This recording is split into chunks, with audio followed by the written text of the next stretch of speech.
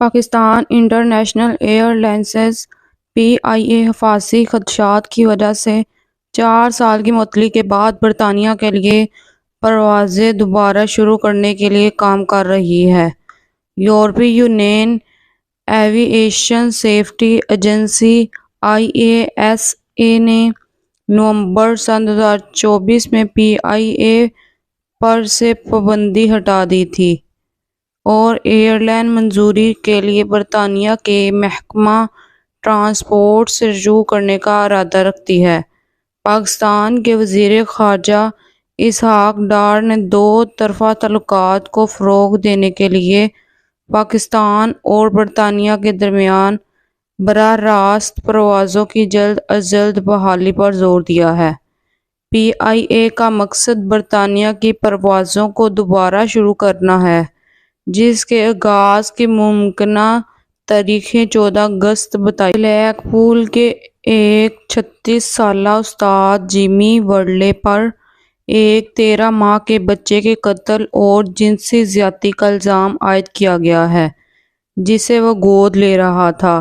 ورڈلے، جو ساؤتھ شور اکیڈمی کے سال کے سربراہ ہیں، کو متعدد الزامات کا سامنا ہے، بشمول عصمت دری، بچوں پر ظلم اور ناشائستہ تصاویر تقسیم کرنا۔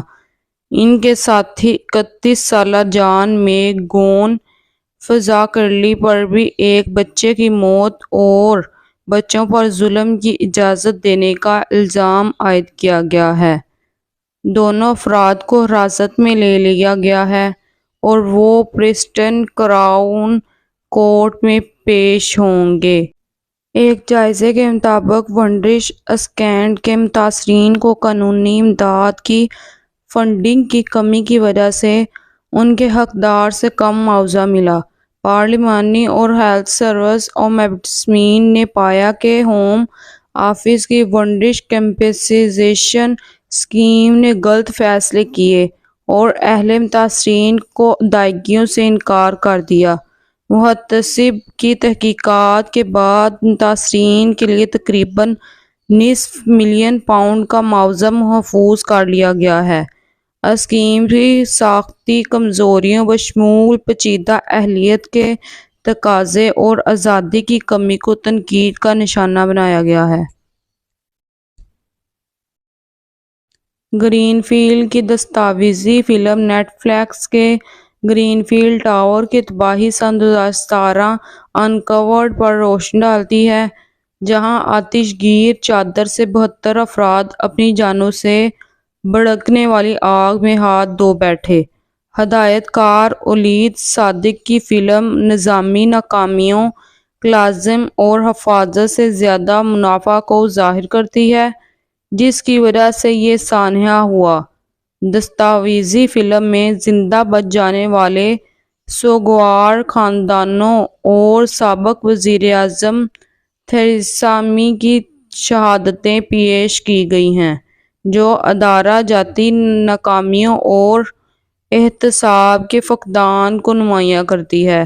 اس کا مقصد حقیقی تبدیلی کو جنم دینا، جوابدہی کے لیے زور دینا اور عمارتوں سے خطرناک کیلڈنگ کو ہٹانے کے عمل کو بیل میٹرولوجی کو برطانیہ کی غیر ملکی انٹیلی جنسی ایجنسی M16 کی پہلی خاتون سربراہ مقرر کیا گیا ہے، جو اس کی 116 سالہ تاریخ میں ایک تاریخی سنگ میل ہے۔